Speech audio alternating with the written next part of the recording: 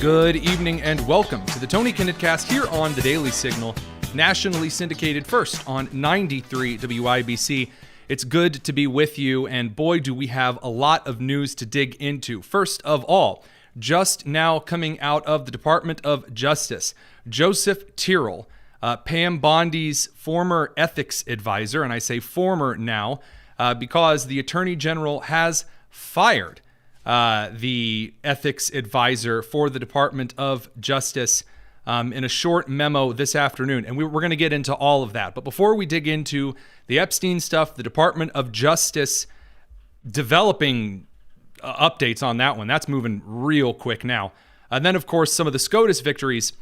I regret to inform you that the left is not only in the position where they're in complete and total collapse in the public interest and trust, they are now actively calling, and I want to make this clear, actively calling for violence and justifying it on the national stage.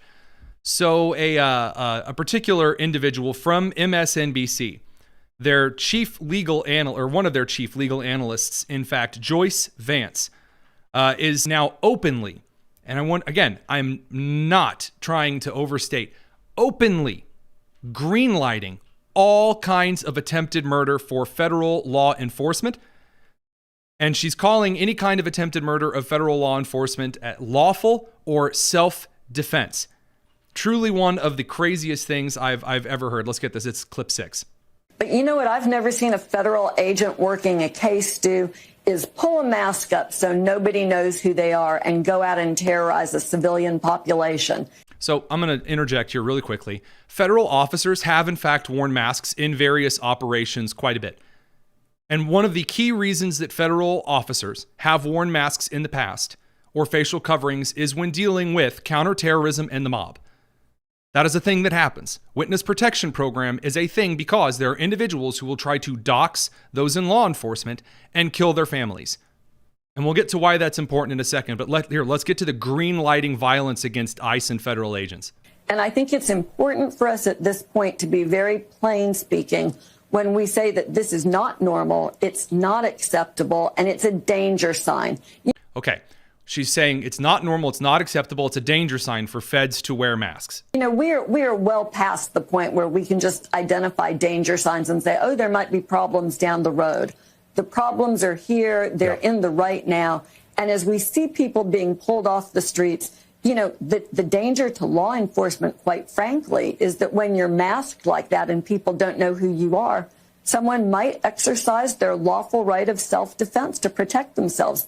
Okay, that's insane. That is absolutely insane. Here's why. Number one, all 50 states and commonwealths have completely discontinued the common law. If law enforcement does something and you don't really know what's going on and you're in public and you feel threatened and so you shoot the law enforcement officer, is that qualified as like, oh, totally fine self-defense? No, that's not a thing in none of the 50 states or commonwealths. Not allowed. Number two, she makes the case it is in their lawful right in order to shoot federal agents. Why? Because they have masks on and they feel scared. They're being kidnapped. So the notion that this is for law enforcement's protection is utterly ludicrous, and we need to do away with that. Utterly ludicrous that law enforcement would need to wear facial coverings. Well, let's run clip 8. This is also from this week. Report from the Department of Homeland Security says 2 Oregon-based groups are behind efforts to dox ICE agents. In a release sent out today, the Department of Homeland Security says 2 Oregon-based groups identified as Rose City Counter Info and the Christian Daily are responsible for publishing the names, photos, and addresses of ICE officers on their websites and social media. DHS says the groups are affiliated with Antifa. Now, hang on a second here. Are you saying that if they're doxxed, that someone's going to go after their family? From an individual arrested yesterday from Arizona, quote, I will kill every one of them, their wives and their kids. From this individual who was just arrested in New Mexico, quote, I'll burn their house down with their children in it. Quote from an individual that was just arrested in, it looks like Illinois was in the area they were arrested, but it's not clear if they were on the run when doing so. I'm going to bleeping kill these mother bleepers and their families. What could they possibly have meant by that? when they tell you who they are, believe them. And this kind of fear-mongering gets far, far, far worse. But of course, let's look at what this particular form of fear-mongering looks like. This is from CBS Evening News. And it's Alex Christie of Newsbusters who sent this clip over to us. As for the raids in Camarillo and another nearby cannabis farm, the Department of Homeland Security claims it entered with search warrants, rescued at least 10 migrant children from potential exploitation, and arrested what it described as 200 illegal aliens, while more than 500 rioters attempted to disrupt operations. The standoff lasted for hours, well into the night. Several workers hid in the farm, emerging this morning, including Jesus. Jennifer Martinez is his niece. They're just here working, living. They're just here tearing families apart and terrorizing. Wow, how could they be tearing families apart at the local pot farm? We'll get to that a little bit more later, as well as some of the violence that we're seeing from individuals on the Antifa side. On the pro-Palestinian side, at Richmond Road Baptist Church on Sunday, an individual burst into the church and killed 2 women. The victims are mother and daughter, identified as Christina Combs, 34, and Beverly Gum, age 72. 2 men were also seriously injured. One is now stable and the other is in critical condition. This is Randy Combs and the church pastor, Jerry Gum. The shooter, who goes by the name of Guy, is a pro-Palestinian. Now, this is in a statement made by the sister of Combs and the other daughter to Gum, was searching for his wife, another daughter to Gum, and the sister to the 2 women. When the women told the shooter that she was not there, he began open firing upon the 2 women. Now, the shooter had originally been confronted by a state trooper at a traffic stop at the Bluegrass Airport. After shooting the trooper, he hijacked another vehicle and drove to the church. Now, Andy No, again, who's going to be on in just a bit here, he's already out there fighting some of the disinformation that says, oh, well, this guy is, he's a big Christian nationalist and he's got like the stars and bars shirt on. And, oh, man, you really shouldn't say that he's a pro-Palestinian, Muslim radical leftist. According to his own posts from 2 years ago, he articulates very, very, very clearly his basically tossing everything aside and joining the radical jihadi movements, and starts posting a bunch of everyone in the United States is complicit in this kind of genocide or whatever from Israel, other kinds of nonsense. So you're not really going to see this kind of thing covered. Why? Because, again, the shooter doesn't fit the narrative. Number 2, because the left wants these acts of violence to continue. Whether it's at a Christian school in Nashville or it's a Baptist church in Nashville, whether it's at an open park in Colorado, or whether it's on the streets of Washington, D.C. In Colorado, District Attorney Amy Padden is set to be recalled. There's really not any information yet on whether or not this judge is going to, this district attorney is going to be recalled. She made a decision to dismiss all charges against a guy named Solomon Galligan, who attempted to abduct an 11-year-old child from Black Forest Hills Elementary in Aurora. Now, we're on air in Aurora, so for those of you who are not and are watching the live stream or listening to one of our other radio streams, here's the photo of the individual, nice-looking dude, and there is the video of him attempting to kidnap this 11-year-old child. Now, do you want to know why this district attorney is dismissing all charges against Solomon? She says he's not mentally competent. Now, normally when there's a mental incompetence, you essentially defer the charges and they're committed to a mental institution. Not this district attorney. This district attorney, Democrat Amy Padden, who is one of the George Soros-funded district attorneys, because of course, is dropping all of the charges, period. Which, by the way, that's not how that's supposed to work. That's not supposed to be how that's carried through. This is also the same district attorney who, when Caitlin Weaver, a 15-year-old, was killed by an illegal alien after he plowed into her car going 90 miles an hour, she decided to give the illegal alien probation and community service, no jail time. By the way, that's why the Lake and Riley Act is so crucial. So, as far as crime is concerned in this country, the prime focus right now is getting any and all media attention away from the desperate calls for violence. Radio crew, will see you in just a second. We're going to continue on the live stream. It's the Tony Kinnett Cast. That brings us over to the Epstein stuff. And I want to make this clear. I said before last week that we hadn't seen the end of it. We had not seen the last of the Epstein information, that as the pressure mounted, as people essentially refused to ask any questions of the Trump administration except the Epstein stuff, that was going to, Trump was just going to be furious. And here we are on the other side of the weekend. And President Trump is really, really, really, really annoyed.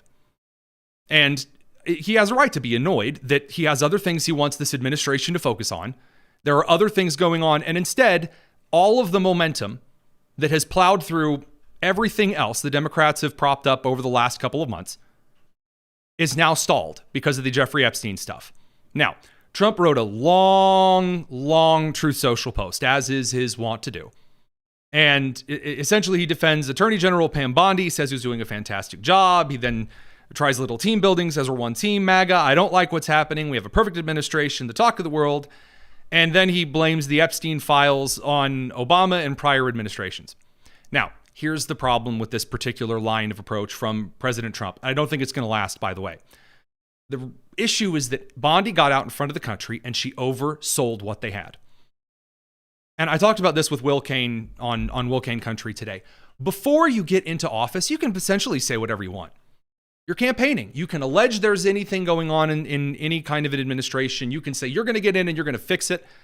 You have comics like Andrew Schultz running around right now suggesting, well, Zoran Mamdani is more America first than Donald Trump because at least Zoran's pointing at issues Americans are facing. And you see guys like Tucker Carlson saying the same at TPUSA. Why isn't anyone focusing on American issue? And when you are currently griping about the administration, you can say whatever you want. You can. But once you get into office, governing is harder.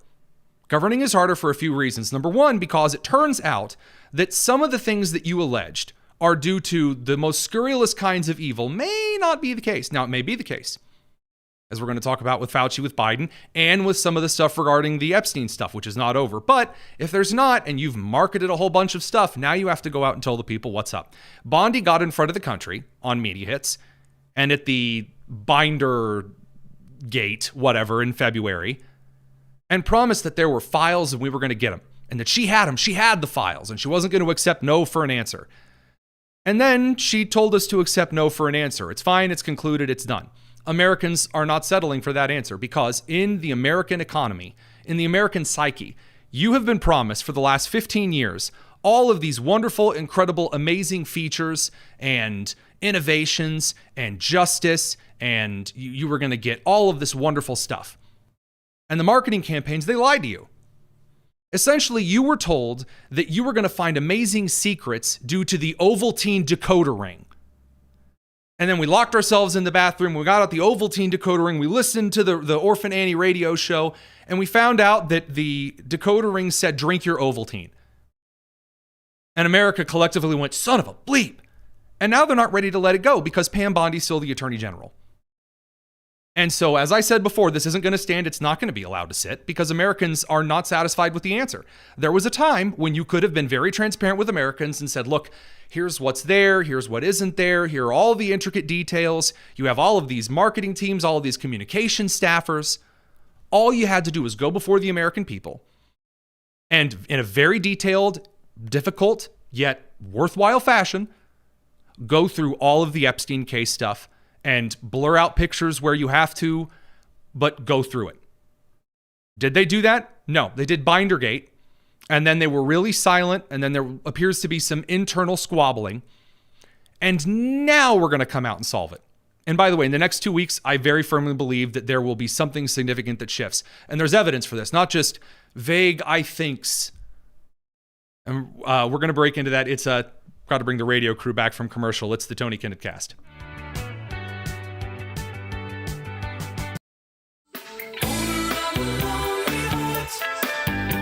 You're listening to the Tony Kinnett Cast on 93 WIBC.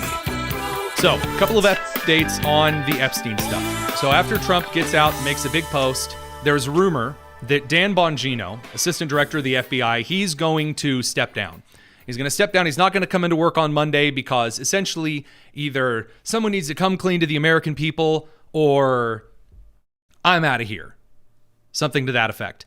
And then what we ended up getting out is a couple of different things here. So, first of all, as of this afternoon, Attorney General Pam Bondi, this is actually right before the show, fired her personal ethics advisor. Joseph Turrell, he says on Friday, July 11th, so we're just getting this information now, excuse me, this July 11th was when he was officially fired. He says, I received the below letter from Attorney General Pam Bondi. He says, until Friday, he was the senior ethics advisor to Pam Bondi over at the Attorney General's office. So this is the guy who says, these are the things you can and can't do legally. Now, we don't know yet what it is that got this guy kicked. According to the letter, it says, pursuant to Article 2 of the United States Constitution, the laws of the U.S., your employment with the Department of Justice is hereby terminated. You are removed from federal service effective immediately. There is no position. He was the director of the Departmental Ethics Office. The Ethics Office Justice Management Division, Joseph Turrell. Now, does this have to do with Epstein? Very likely. Do we know that for a fact? No, we have no idea. But if there are individuals inside the DOJ that are suggesting you can and can't release certain things about Epstein because of ethics concerns regarding the law, that's passed. Say, wait a minute, Tony, are you suggesting that they're going to have to get out there and perhaps reveal some information about victims? Yep. Because otherwise, Americans are never going to trust the DOJ again. They're not. You cannot pull a just trust me on this one. That brings us over to some of the other comments and things why I suspect that President Trump is going to order Bondi to sling some more stuff out at the American people. First of all, I'll say that Dan Bongino is back at the FBI office at work today and is, quote unquote, working on something very important. That's according to Benny Johnson. So Dan was in a positive mood after further internal movement towards Epstein disclosures and transparency. Apparently, Bongino, who rode the Epstein case very, very hard during the campaign in 24, Trump spoke to him. This is Trump a couple of hours ago on Bongino. Oh, I think so. I did. I spoke to him today. Dan Bongino, very good guy. I've known him a long time. I've done his show many, many times. And he sounded terrific, actually. No, I think he's in good shape. Okay, so there are a couple of important points regarding whether or not Trump is going to release information, how much we're going to get. We do unfortunately have to get into speculation. But hat tip to Benny Johnson, again, not something I am known for saying, who did bring on Lara Trump, who is going to be a very crucial member of the Republican Party in the next 5 years. She's daughter-in-law. She's the wife of Eric Trump, to the president. And she said on Benny's interview something that is already being blown a little bit out of proportion. But regardless, here was the question that he asked. What would be your advice? You know, given this back and forth, we're just coming off of Turning Point here in Tampa. This was the topic of conversation. What would be your advice in order to take the temperature down on this issue from within the administration? Well, I do think that there needs to be more transparency on this. And I think that will happen. I mean, look, I don't know what truly exists there, but I know that this is something that's important to the president as well. She then lists a lot of things that Trump has accomplished over the last couple of years. Here's where she gets to the question. So I don't know that this was top of mind for him, but he hears all the noise and he hears all of the consternation out there. And I think he's going to want to set things right as well. That statement in and of itself is just true. It is true about Trump. When Trump hears a lot of complaints from the American people, he listens. He does. You can say, well, he doesn't have principles to stick to his guns through thick and thin. Trump is, in fact, an entertainer. He listens to what the people want. It is why he is an effective populist official. It's what he does. And so what Lara's saying here initially is why the speculation she's about to dig into has some weight to it. Also, I believe that there will probably be more coming on this. And I believe anything that they are able to release that doesn't, damage any witnesses or anyone underage or anything like that, I believe they'll probably try to get out sooner rather than later because they hear it and they understand it. So hopefully we see that happen sooner than later. And I guess that would be my advice. But to everybody out there who's all worked up about it, there's no great plot to keep this information away that I'm aware of. I do just believe that maybe it's been slow rolled for reasons that hopefully we understand. Okay. So then she kind of does some 4D chess stuff, and that's, really neither here nor there. That's more of a campaign optics move. So she says, I believe the administration will release more stuff. Now, here's the problem. The way this is portrayed, so again, props to Benny for asking the question. If you're going to get out there and have powerful individuals who are close to President Trump, the former co-chair of the RNC, one of the reasons why Republicans did so well in the last election, it's just objectively true. Lara Trump and Michael Whatley were transformational to the RNC. And it's a severe blow, by the way, that Laura is currently not co-chairing the RNC. And just as a case from scoreboard, as we Midwesterners like to say here. Now, here's where things get a little less true. We get into speculation. Benny Johnson passed this off as saying that Lara Trump says the Trump administration will release more evidence and will have more transparency. No, that's not what she said. She didn't say he will do this. She said, I believe he'll do this. That's something totally different. There are people close to the Trumps that are speculating he'll release. Now, based on Trump's record, it's very likely. Based on some shifting around at the DOJ. Now, right now, what you have is a lot of people who are influencers, who are close to the administration going, insiders in the administration are letting me know I have friends. No, I have friends in the administration. No, I have friends in the administration. Okay, great. That's real special. I say the same thing that I say about the New York Times little breaking reports on unnamed sources. List a source or leave me alone. Either show pics or get out. I want to see the source. Show me what individuals are saying they're going to release information, what aren't. I try to be very transparent with the people who are tuning into my show. When I know something, when I am hearing something, and if I can't reveal an information or an individual's name, why? Because as many times as Laura Loomer or Benny Johnson or one of the more influencery sides of the right, they might occasionally get something right. There's a lot of times where they make predictions or this is going to happen, this will happen. It doesn't happen. So take that with a grain of salt.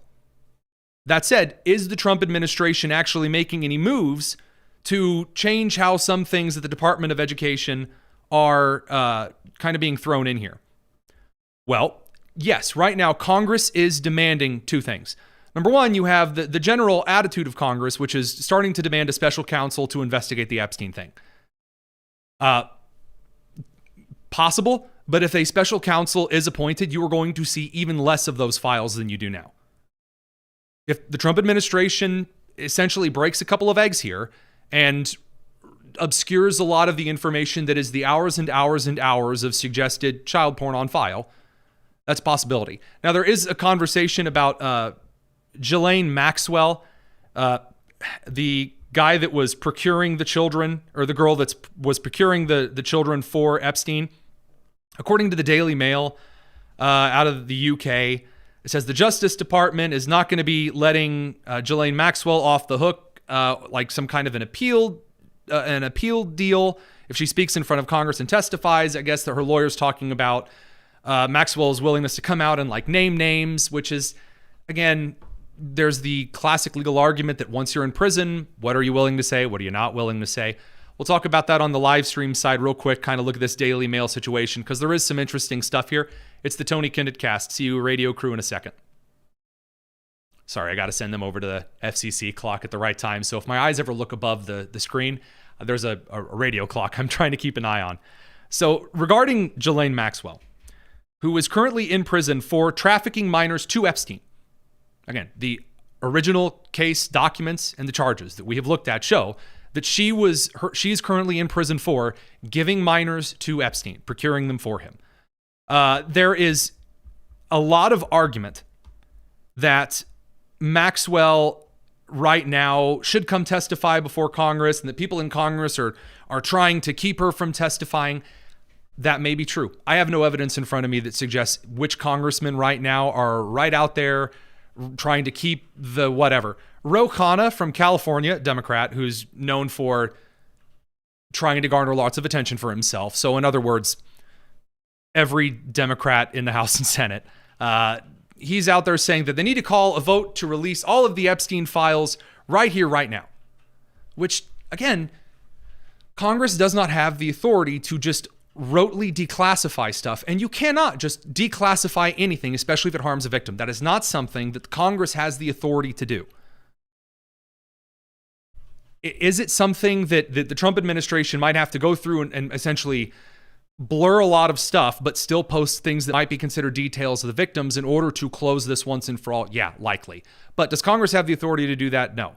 Congress can't just vote, I vote, we release all the files. Congress doesn't have possession of them. They don't. That's not something that Congress, under the Constitution, has the authority to do. Now, do I think that Congress should go on the record to show that individuals in the House and the Senate are going to, they want to declassify stuff? Yeah, absolutely. Again, I think that given the institutional rot, that Americans should be given the maximum amount of information possible. If anything, declassify all information regarding work between the United States intelligence services and the Five Eyes, the intelligence services that we work with in kind of the old Anglosphere, and then also Israeli intelligence. I think all of that information should be laid out there because I'm tired of hearing conspiracy theories that everyone people do and don't like are secret intelligence agents. I want to see all of that information brought before Americans. I just do not care that much if there is some agent somewhere that is burned and has to be reassigned or re-identified, so that we can make it very clear who in high business life doesn't have ties to intelligence agencies. Americans deserve to know that.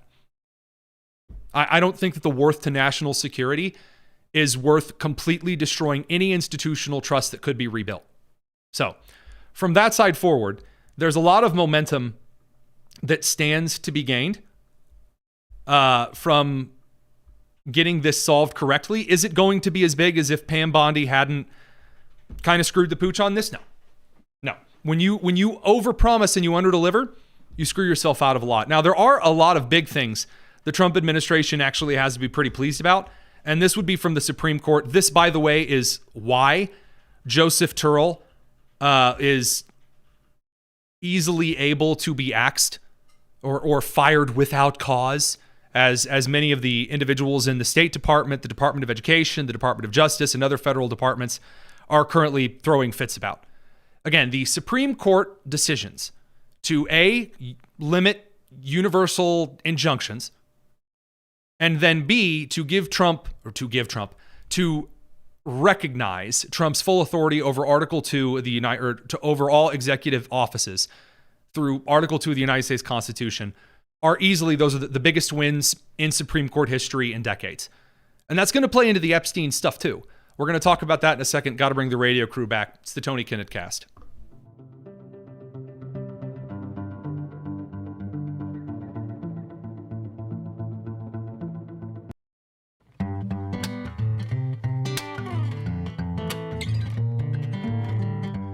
It's the Tony Kinnett Cast on 93 WIPC. Just a curbside prophet with my hand in my pocket and I'm waiting for Major Supreme Court victory this afternoon that has every teachers union president sobbing into their sheets. A Supreme Court decision 6-3 granted a stay in favor of the Trump administration. For what? For giving the boot to a lot of Department of Education employees. So essentially, New York and several other states sued the Department of Education, challenging Trump's ability to fire various members of federal agencies, saying that, well, he needs to have some very important cause, and Congress, says that you really need to have a lot of funding that goes towards X number of employees, and the Supreme Court ruled 6-3, no. The Trump administration does in fact have the constitutional authority to fire pretty much anyone in the executive agencies. And again, this is a crucial win for the Trump administration, who has been firing a lot of people in the State Department. Now it looks like some individuals getting axed in the Department of Justice, essentially the HR sides of businesses, which is good. The HR offices in the DOE and the DOJ and various other federal agencies really shouldn't exist. If you were to take HR to put human resources staff in charge of foreign policy for the United States in how insufferable they are and put them in a very, very important part of U.S. policy, that would have been the State Department. The State Department is easily the worst federal department that exists. And Trump firing a lot of State Department employees who have said some really horrible stuff in various leaked chats and public documents, directly subverting the decisions of the President of the United States and the Secretary of State, like we saw in the first Trump administration. These are the individuals who decide to put pride flags on U.S. embassies, just for the record. That was this crew. They've been getting canned, and they're very, very, very upset about it. And because they're all like college theater majors that have been given way too much responsibility, they're holding little clapping walk-offs for each other, and it's really cringy. So they're cleaning out their desk. They're walking out with their NPR tote bag slung across their shoulder, and the cameras are there, and the wealthy goobers in their straw hats. Not the cool kind of straw hats, like you go to watch the Kentucky Derby, and like the really lame ones that suggest you probably have toenail fungus in your Birkenstocks. Oh, you're so brave. These are the individuals whose irresponsibility led to deaths at U.S. embassies. Sorry. Don't care. I don't care. There are 3 federal agencies whom I will never shed a single tear watching them be fired. Number 1, the Department of Education. Fire them. The U.S. Department of Education has never improved a single statistic measuring American public education in any way, shape, or form. It has not. It has not improved a single American academic statistic, has not improved an access to education statistic, has not improved general literacy, has not improved general skills obtained, has not improved an increase in student mental health, has not improved an increase in student safety. The U.S. Department of Education has done nothing. Fire every person in the DOE. I do not care. Or the DOED, I guess. The DOE is Department of Energy. Number 2, I do not care at all whatsoever in any way, shape, or form to see people fired from the State Department who have done more to weaken the United States and create policies that have gotten United States troops killed due to deciding their own little foreign policies than any other department in the federal government. And last but not least, the ATF, the Bureau of Alcohol, Tobacco, and Firearms. That thing can just be gutted and thrown away completely. No use at all. Sorry. The federal statute says shall not be infringed, that being the first federal statute in the U.S. Constitution. Screw the ATF. So from that side further, the rest of the Trump administration is having a fantastic time with things like federal agencies. So, for example, the New York Times is losing their mind because the FCC is pressuring companies to stop DEI, and it's succeeding too. Oh no, according to the New York Times, T-Mobile, seeking federal approval for 2 deals, is the latest company to drop diversity programs amid scrutiny by the Federal Communications Commission. And Brandon Carr posted this in response, and it's beautiful. We're gonna do it anyway. We're gonna do it anyway. To this video of the singer of We're Gonna Do It Anyway, he says, "It's come to my attention the New York Times does not agree with what we're doing at the FCC. My official response. We're gonna do it anyway. We're gonna do it anyway." I love it. I do. And this does boil down to a couple of things here. So the administration that Trump has picked is in fact a group of mavericks that are more than comfortable with telling the media, telling people that disagree with them to piss off. Over the weekend at the Turning Point USA conference, I believe Tom Homan, this guy heckled him over illegal immigration stuff. Tom Homan said he's probably a guy who pees sitting down. And then said, you got a problem. Meet me 13 minutes after the speech is over. The dude hired mavericks who just don't care. A great example of this comes from the interaction between California Governor Gavin Newsom and Vice President J.D. Vance. And it's truly wonderful. I mean, realistically, Gavin Newsom, who has spent the last couple of days arguing that slave labor working the pot fields is fine. Now, some Democrats amid the... Oh. Let's get the right clip there. Gavin Newsom. Community, all these mixed status families, $8.5 billion of tax collection in California every year from undocs. $8.5 billion that we receive just at the state level of taxes. That was the last Pew estimate. From undocumented immigrants. So he's excited because he says that California receives taxes from illegal immigrants who are working slave wage jobs. Just so you're aware, they are working slave wage jobs below minimum wage, below the California state minimum wage for sure. And he's excited because he says, well, we're getting taxes from it. So it's not insignificant backbone. I mean, it's half of our agriculture work. You care about farmers and ranchers. If that's what your number one go-to commitment, then you sure as hell should care about their workers. I should care. Oh, okay. So if I want people running slave plantations to be successful, then what I really need to be worried about is the slave workers being able to work there for slave wages. Oh, that's what I should be really concerned about. Oh, I see. By the way, the guy who owns the pot fields that ICE just did the raids at, he was a political donor to Gavin Newsom's campaign. I know. I too am shocked. 41% of our construction workers, Texas and California have the highest percentage of their construction workers that would fall into that category. Now, we're going to talk about illegal construction workers later this week. Because in Florida and California, let's just say there's a bit of a connection between the new build companies who are hiring a lot of illegal immigrants and are doing really, really shoddy work. We'll talk about that a little bit later this week. How the hell do we rebuild Altadena and Palisades? We're going to need a peak next year. We estimate about 70,000 workers. Without that workforce, ain't going to happen. You're struggling here. You imagine a peak there. So I think there needs to be a pathway for those folks as we secure the border, and we own that issue. Do you feel that they're taking American jobs? Not in Tulare County. Not in Ventura County. I don't know many people that want a job out there in those packing facilities. Mm-hmm. I don't see many people look like me jumping at those jobs. I just don't. Wow. So again, the they don't look like me. They must be illegal immigrants. First of all, dear God, no. Number two, I will point out that after feds swept through the Omaha packing facility and arrested those who were there for criminal activity, and then also a lot of individuals there as illegal immigrants were fired because they falsified records for E-Verify. The job applications for that packing facility from American citizens had that place snowed in by the end of the week. Americans who want to work jobs that are, only the illegal immigrants want these jobs. No. And I'm sorry, just because no one wants to work the job does not mean slave labor is appropriate. Sorry, but not sorry at all.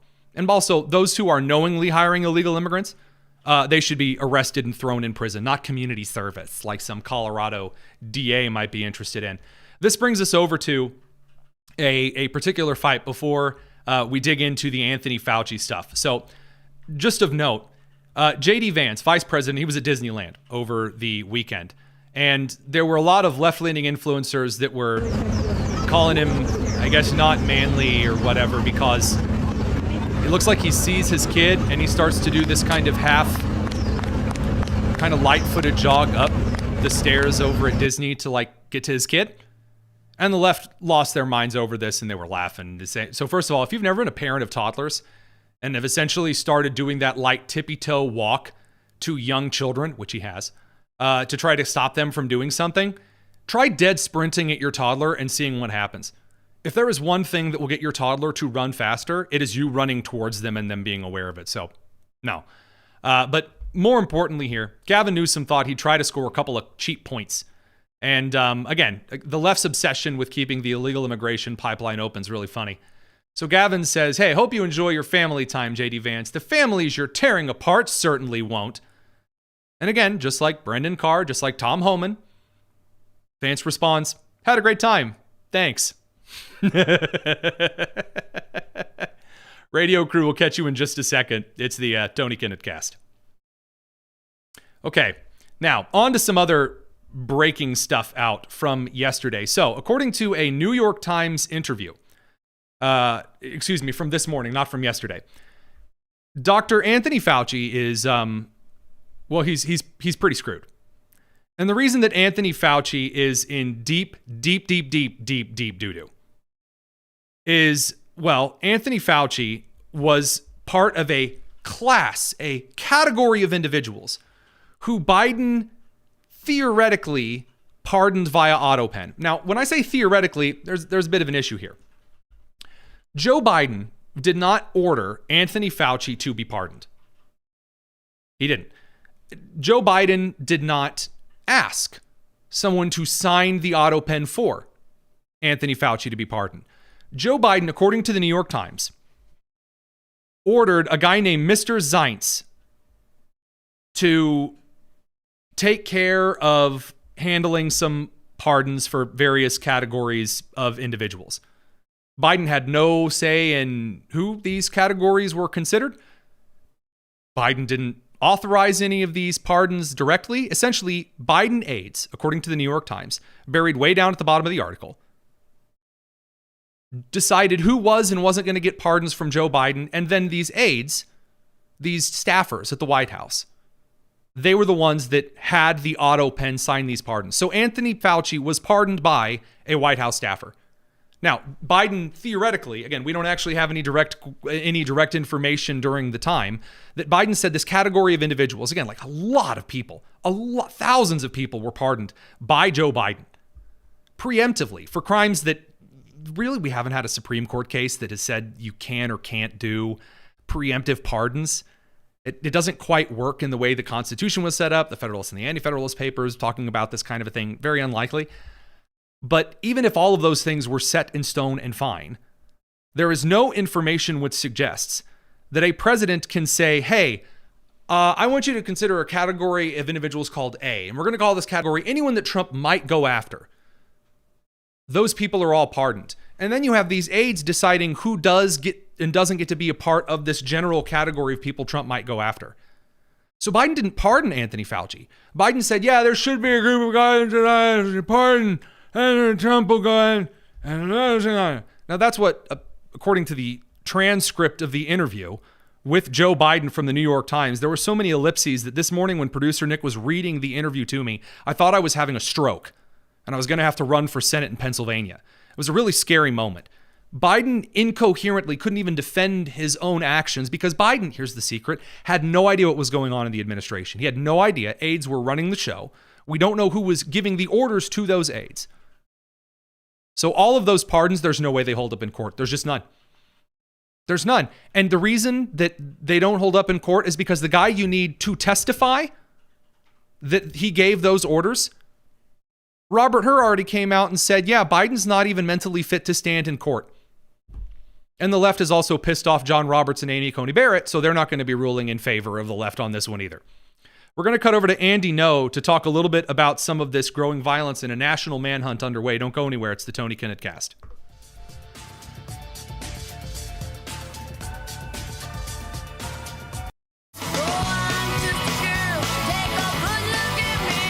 This is the Tony Kinnett Cast on 93 WIBC.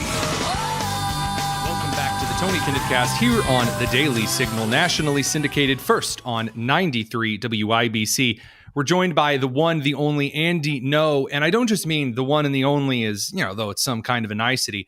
I mean when the Texas ICE agents were assaulted, when one individual in federal law enforcement was shot in the neck, when there were 10 individuals plus one arrested in conjunction with a major plot. One of them has ties to a massive mess throughout the rest of the country. And the only guy reporting on it really was Andy No, who reports on all of the insanity from Antifa. Andy, thank you so much for digging some of this stuff up. My pleasure. Thanks for having me on. So let's not spare any more time with my babbling here. There is an entire, I don't want to say a conspiracy because it's out in the open, Benjamin Song. There's a major manhunt underway for this guy. Tell me about who he is and who he works with. So in the last 2 weeks, there's been a number of really violent shootings targeting immigration officials in the state of Texas. Some of you may have heard about how a gunman was shot dead in McAllen, Texas, which is right by the border with Mexico. It was a border patrol station that was shot up, and a Latino American gunman was shot dead. Nobody else was injured in that shooting. But people didn't know that a few days before that, on the 4th of July, there was and this is according to the DOJ in the Northern District of Texas, a ambush shooting in Alvarado, Texas, which is close to the Dallas-Fort Worth area. And around a dozen masked militants in black who were heavily armed with body armor and multiple firearms, semi-auto rifles and pistols, allegedly lured the agents and staff inside the facility, inside the ICE facility, to come out and fired upon them. All Alvarado police responded. A local police officer was shot in the neck. He survived, fortunately, and has been released from hospital. So there were 7 individuals who were arrested that night. They tried escaping on foot, and they were caught nearby. Some were then caught. The remaining 3 were caught in the next 3 days. And there's been a 11th person part of this North Texas Antifa cell. And I feel comfortable calling them Antifa because if you look at the criminal complaint from the DOJ, it has pictures of the political propaganda that was found on the body of at least one of the militant suspects. And then also in the follow-up investigation, when they arrested another person in the investigation, a whole box of this political propaganda. And these are the pamphlets and booklets that are really core to the ideology of Antifa. And the messaging also talks about fighting fascism, so-called fascism as they understand it. And these attacks have taken place in the context of escalating incitement to violence against immigration officials. A lot of that incitement, unfortunately, is coming from elected officials in the Democrat Party. And then there are Antifa and far-left extremists who are more explicitly calling for murder and death. And there's been a number of really violent attacks on immigration officials in multiple states. Just over a few days ago in Ventura County, California, federal agents again were pelted with rocks and chunks of concrete as they were leaving this raid on a marijuana farm where allegedly trafficked migrant children were being used for labor. Oh, come on, Andy. It's just good old food off the farm. What, you don't enjoy a nice hearty bowl of hemp flakes for breakfast? So there were a lot of liberals and elected officials in the Democrat Party who lied and said that food workers and food crop pickers were being targeted in this arrest. And that's not what happened. They lie a lot. And because they couldn't lie about the violence in Texas, the liberal media and Democrats have chosen to just completely ignore it. I mean, the attack that happened in Alvarado is the most brazen Antifa attack on American soil in U.S. history. There's been no other cell that's attempted to do this type of alleged mass shooting anywhere ever before. And the charges are really serious. So the DOJ has charged 11 of them with attempted murder, 3 counts of attempted murder, and 3 counts of unlawful use of weapons, and some other charges. And locally, they're charged in Texas with terrorism as well. And also, so I was going to bring that up because there are a couple of really concerning details on this story other than just the horrifying attempted murder and the plot for this shooting. This regards the terrorism. This actually regards what would be defined by not just the early parts of the U.S. constitutional interpretation, but through modern law as well. You do see a framework for domestic terrorism here. And because you have this individual, Benjamin Song, who you showed in a training video where he's instructing others on how to operate firearms in a close urban environment. And given the instruction that Nick and I actually sat down and watched the footage, it was very targeted, explicit directions in what appeared to be how to fight law enforcement. Not just gunning down a perhaps brazen threat coming towards you in self-defense or something like that. Now there are alerts going out to Oklahoma residents because we're not sure if this individual, who again is trying to train others or has tried to train others in these Antifa cells, now we don't even know if he's in Texas anymore. He might be out of the state. So Benjamin Song is a at-large suspect who's been charged in this shooting. And according to the DOJ, he was there on the scene. He several of the firearms used allegedly or possessed by the other militants are registered to him. According to where his mobile phone had been pinging, he was in the proximity there for an entire day. So it is suspected that he hid out in the wooded area whilst his comrades were being arrested. And then within a day or so, once it was safe for him, he fled on foot, and he's been missing since then. The entire state of Texas sent out this alert that went on all mobile phones, FBI wanted suspect. Benjamin Song is now in Texas top 10 most wanted suspect. Authorities have not said anything about where he's even been spotted. There was an alert that came out a few days ago in Oklahoma, so he may have left the state of Texas. But this is a likely armed and dangerous person, according to the FBI. The video that I discovered from his social media showed that he had a long history of providing militancy training, firearms trainings to others. Again, I think this is why I'm shocked beyond belief that this isn't receiving more coverage. We have objectively, again, you don't have to get political. You don't have to do a bunch of red yarn on the corkboard here to say, wow, this guy's kind of a problem. Wow, we should really bring this guy in. This is an individual who not only did he participate in this particular action in Texas, or he is alleged to, the case of Benjamin Song involves prior information in which he was part of the John Brown Gun Club, the militant Antifa gang that Rolling Stone did a big fawning story over in 2023. We've seen, of course, these videos that you've shown. This is an individual who is training and radicalizing others to act in a way that is attempting to get law enforcement at the local level. Thank you for that correction, by the way, that it was a local officer who was shot in the neck still. Law enforcement at the local, state, and the federal level killed. This is a domestic terror threat. I mean, this is an all hands on deck situation. You have an individual who is running around plotting mass terror events. And I'm not seeing major media cover it. And I think that's an incredible disservice to the American people. I don't think that NBC or CNN has devoted any airtime to this story at all. Unsurprisingly, I mean, they have been part of the gaslighting to the American public for many, many years now about where the threat of political violence comes from. Back to Benjamin Song, he's a part of a group called the John Brown Gun Club, which I would characterize as a Antifa militia. They are an armed group of far left extremists who train one another on how to use firearms, which they argue that they're just engaging in Second Amendment rights, but behind the firearms training is a very extremist political ideology about insurrection. And this is not the first time that a John Brown Gun Club member has been connected to a violent shooting attack on an ICE facility in the Pacific So you're telling me Northwest. that when Brett Kavanaugh was put up for the Supreme Court, that we were able to dig through his entire life story and find, well, he in high school in this yearbook, he may have said something about beer.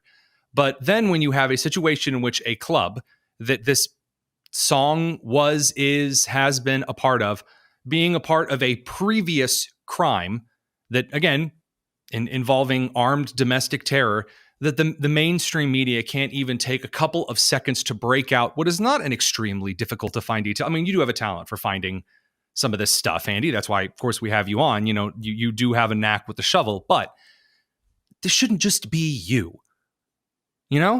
I wish that there were other journalists who were on this beat. It would make the threat more diffuse because there aren't very many of us doing it. It therefore means that I get a lot of threats of violence against me, but from people who are either part of these networks or sympathetic to them. I wrote about the John Brown Gun Club in my book Unmasked because in 2019, a member of the group in Tacoma, Washington, carried out a deadly shooting attack, actually very similar to what happened in Texas, on the ICE facility there.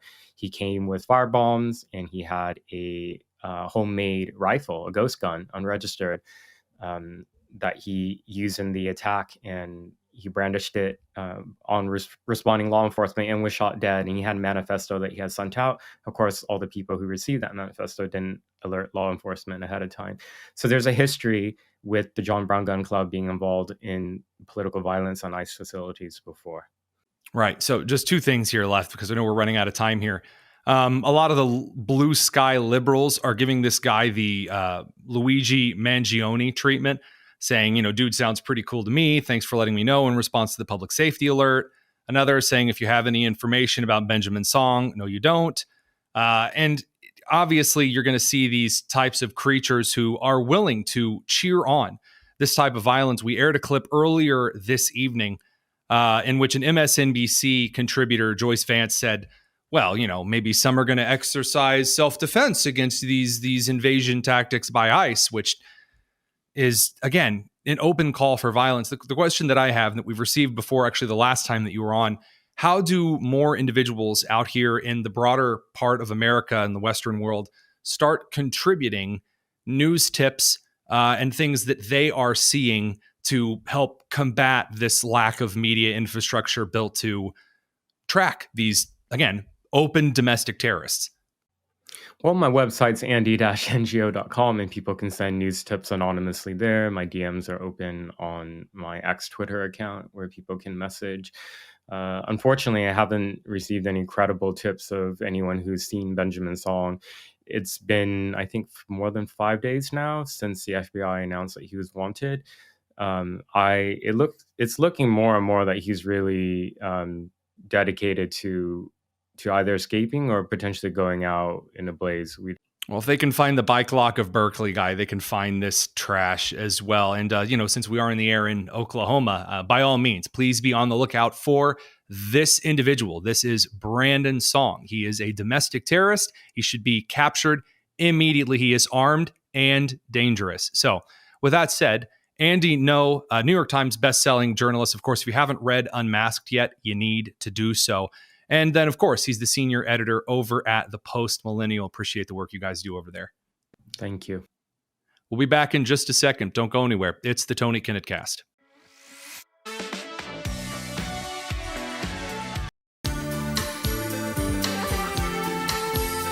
It's the Tony Kinnett Cast on 93 WIBC. All right, fine. Just a little bit of bonus tonus, just for you.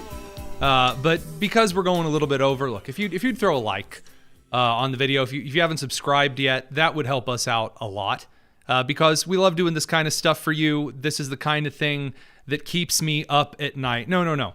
Not, clips of Gavin Newsom crying and, J.D. Vance losing it, but the dunks from the left going around and yelling at police. And they think that they're going after ICE, I suppose, or at least this is what they were posting over on X. So like a prominent left-wing pundit strategist kind of a dude. I can never really remember his name, but he has a very weird, it's like a butt chin going on. It'll come up to me. Anyway, he posts this video. He's like, this isn't the 1930s in Germany. We're fighting back. Viewer discretion advised here. There's a little bit of spice the adult language. So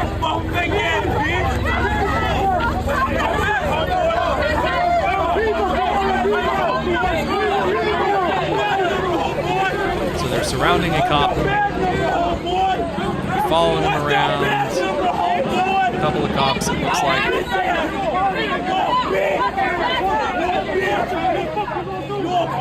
All right, yeah, they're mad. Just calling this stuff. Just two police officers. Just out walking. Now, I will point out that it is a little, it is a little wimpy to be walking close enough to the police that you're following them around and you're yelling at them. You're calling them, oh, you're just a little sissy. You're not going to do anything. But you're not, stopping them from walking through the neighborhood. You're just walking around yelling at them. I mean, look, if you just want to be one of those little annoying gnats that flies around the head of somebody. All right, that doesn't come across perhaps as tough as you think that it does.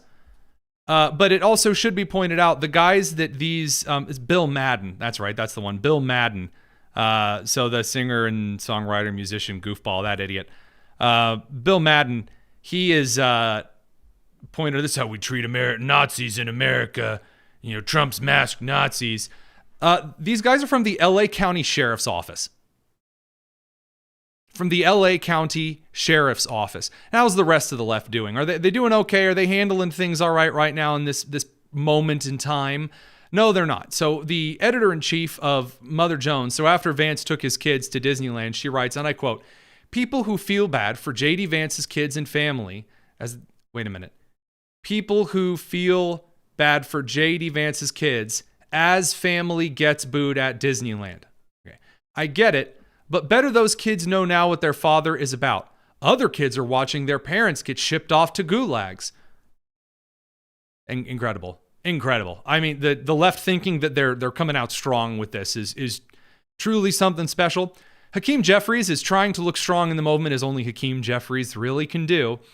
And this comes in the form of good old Hakeem suggesting that Congress really needs to investigate the Epstein stuff right now. I mean, like, what could be more important than Congress investigating something the American people care about? Here's Hakeem. The American people deserve to know the truth, the whole truth, and nothing but the truth as it relates to this whole sordid Jeffrey Epstein matter. Yeah, now sure, he's been in Congress and he's never talked about this before, but he's serious about it now. Democrats didn't put the Jeffrey Epstein thing into the public domain. This was a conspiracy. Why? Why didn't the Democrats put this into the public domain? How come? Conspiracy that Donald Trump, Pam Bondi, and these MAGA extremists have been fanning the flames of for the last several years. Yeah, okay, so gotcha. I'm confused. So Congress really needs to investigate it, but it's a conspiracy, but it's not. And now the chickens are coming home to roost. The chickens are No. The American people deserve to know the truth. What, if anything, is the Trump administration and the Department of Justice hiding? So that they made up the conspiracy about the existence of the, but now they're hiding. But anyway, Hakeem's logical. Again, have you stroking so hard you'll be running for Senate in Pennsylvania. But aside from that, there is a little something weird with this. And again, back to his original statement here. The American people deserve to know the truth, the whole truth, and nothing but the truth. Now let's see what is going on right now that Hakeem Jeffries doesn't have the active cover-up of Joe Biden's mental decline and someone else completely running the country over the last couple of years. In fact, like a month ago, when Hakeem was asked about the Biden cover-up, here's what he said. Thank you, sir. Given the revelations with President Biden's cancer diagnosis and the release of the her recording, why were Democrats not more open to talking about President Biden's age in 2024? My thoughts and prayers to me as I tried to stumble through this answer I didn't prepare for have been extended to President Biden. It's a painful moment for him and his family. It's a very serious diagnosis. Yeah, you know, it's a lot easier to fight cancer when you're not running the country.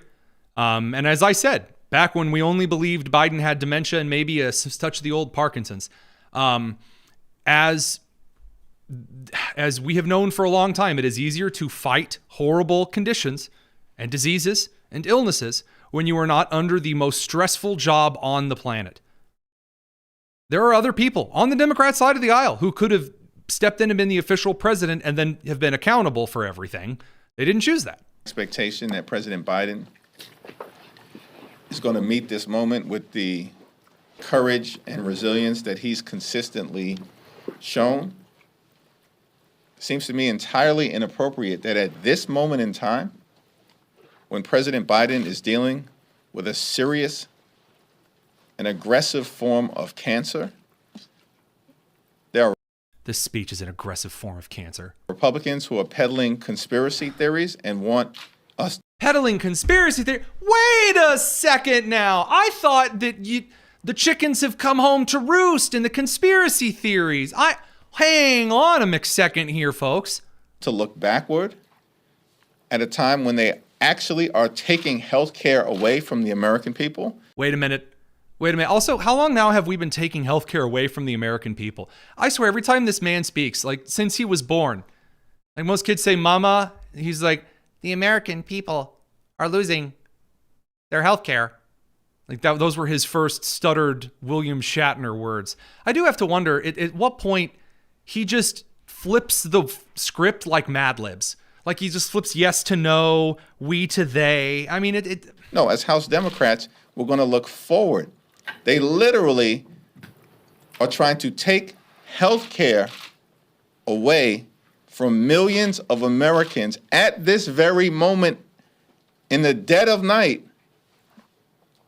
So many things have happened in the dead of night. It's hilarious. Again, I do really appreciate Hakeem Jeffries here suggesting that right now he's like, well, the healthcare, which there are Democrats who are like, why are we talking about this? All we really want is healthcare, because that's like there is this small part of the Democrats who just want free healthcare. That's like their whole shtick. And is that what Hakeem Jeffries is focused on right now? The American people deserve to know the truth, the whole truth, and nothing but the truth. Donald Trump, Pam Bondi, and the MAGA extremists intentionally lied to the American people for years about the Jeffrey Epstein situation. Well, I thought that was in the past. When is it in the past? When is it not in the past? What are the rules here, Hakeem? He doesn't know, of course. I don't even have to tell you that. This is hilarious. One other thing, Zoran Mamdani is inspiring other foreign jihadi Muslim communists because, God forbid that we just have a one-off. Because people like Andrew Cuomo are announcing that they're going to do a little, brave moment of running for office, even though he lost in the primary. What is prevented? We do have the brilliant, amazing, incredible leadership that doesn't stop giving from Cuomo's side. Everyone keeps asking. Where is that? I thought I had the Cuomo clip lined up. Let me grab it. He's the really thin, sad-looking nerd. There we go. Governor Patterson put forth a very good idea with Mr. Walden. We get to September, who's the strongest candidate, and the other candidates defer and don't compete. Put forth the strongest candidate because it's about stopping Mr. Mamdani. Now, you know what the amazing thing would be? If you, let's say, lost a primary election, then you would drop out and endorse whoever would be against him. So he's saying, well, in September, we follow this radical theory where the strongest candidate, you endorse them. Yeah, it's called a primary, you moron. You lost the primary. You don't need to run as an independent now. The stupidity, it just abounds. And now for Minneapolis, Omar Feta, who calls Somalia his homeland. He's also an openly avowed communist who's running for mayor of Minneapolis. Here we go. Everyone keeps asking me, Omar, why aren't you doing more videos? Omar, why don't you go back to Somalia? As a state senator with a second full-time job and a kid on the way, I just haven't been able to find the time. By the way, I'm sorry. Almost all state senators in like all states have 2 jobs. That's not new. That's not something that's like brand new and exciting. Get out of here. I've had lots of different jobs. Yeah, okay. Yeah, that's the point. Anywho. I've also been fighting for you, passing things like tuition-free college for working-class families, rideshare protections for our Uber and Lyft drivers, and the legalization of fentanyl testing strips. But this summer, you're going to be seeing a lot more of me, because we deserve nice things in Minneapolis too. To make an affordable Minneapolis that works for everyone, we need a mayor that works as hard as you do. I'm ready to work hard to 1, build a Minneapolis that working people can afford to call home. 2, I love that. I'm working to, number 1, everyone is going to be able to afford stuff because it works. 2, 1, build a Minneapolis that working people can afford to call home. 2, protect our city from a hostile White House. And 3, okay, good. The Zoran Mamdani thing, he's going to usurp federal law, I guess. Diversify our city's public safety response. Ah, yes. What we really need is officers who speak Hindi and Somali and Arabic and Farsi and French. Sorry, just listing the Muslim languages that I know. I really do. I'm just amazed. Yes, that's the squeaky wheel that needed the grease. Ah, man, if only George Floyd were still here. By increasing the minimum wage to $20 by 2028 and So this is the crew who wants illegals to work the fields because it's slave wage labor. And yet they also want $20 minimum wage for everybody who's here, even though that will, he says, then pass rent control, rent stabilization to stop price gouging. He wants to pass rent control. So gonna hollow out Minneapolis more than it already is. Okay. Passing rent stabilization to stop price gouging and incentivizing new construction, we can protect workers. Protecting all of our communities from Donald Trump means not letting MPD interact with ICE, whether it's for an immigration raid or not. Our residents deserve a mayor that will stand up to Donald Trump and say, no, not in our community. Did you know that the city's own data showed that 47% of calls to MPD can be diverted to non-police response? Cops aren't social workers. Investment. Ah, yes. My wife is currently getting beaten. She calls the cops, says, my husband is beating me. And they're like, ah, yes, We have a social worker that would be just perfect right now. Have you considered asking him to stop beating you? This is like the bullying campaign from the 90s. Just say no. No bullying here. And programs like these ensure that the appropriate response arrives when we call 911. And we can actually free up police resources to focus on violent crime. Committed by who, Omar? That detracts from community safety. Oh, I'm sorry. It's my campaign managers again. They've been on my case all week about... Here are 3 equidistant beeps. Oh, I'm sorry. That he's got like the calculator app on his phone. Oh, I'm sorry. That is all of these very important people calling me. Oh, hi, Mark. By the way, here's who he really is. Governor Patterson.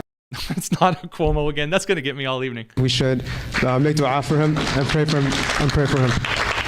I understand that our Somali communities are all connected to each other here in Minnesota and back home. And I ask for your... Back home? Back home where? Is not your home the United States of America? What do you mean back home? Support. There's always been a link between our community here as well as back home. And I'm running to bridge that gap and unite all of us and represent all of us, because when we succeed here, we succeed everywhere. And I'm hoping to do that just like Abdurazak, inshallah. When we succeed here, we succeed I'm sorry. Again, are you running for the people of Minneapolis, or are you running for the immigrant contingency? Which again, you have legal immigrants from anywhere around the world. You want to come and assimilate, that's great. But you are now Americans. Once you become a citizen of the United States, you're no longer Somali or Irish or Australian or South African or Egyptian. You're no longer for a Saudi Arabian. You're no longer an Israeli. You are an American. Once you leave where you are from, you come to the United States from Mexico or Canada, and you join this country, you are an American now. Even if you live in Cleveland, you're still an American. You're not from all of our people back home. Where's back home for you? 34th Street? But of course, to them, no. Again, with the Ilhan Omar, no. And then if somebody like Randy Fine from Florida points out, hey, gee whiz, I sure do think it's inappropriate for individuals in Congress to swear more allegiance to one nation than to this particular country, then that's Islamophobic, or is it Somali-phobic? One thing I know is that it certainly isn't homophobic, because claiming to love another country more than this one is really gay. So moving on from that, it's been a wonderful show. Thanks for sticking around with us. We'll let you go. We'll be back here tomorrow, same great time, same great place. This is the Tony Kinnett Cast here on the Daily Signal, nationally syndicated and first on 93 WIBC. Take care.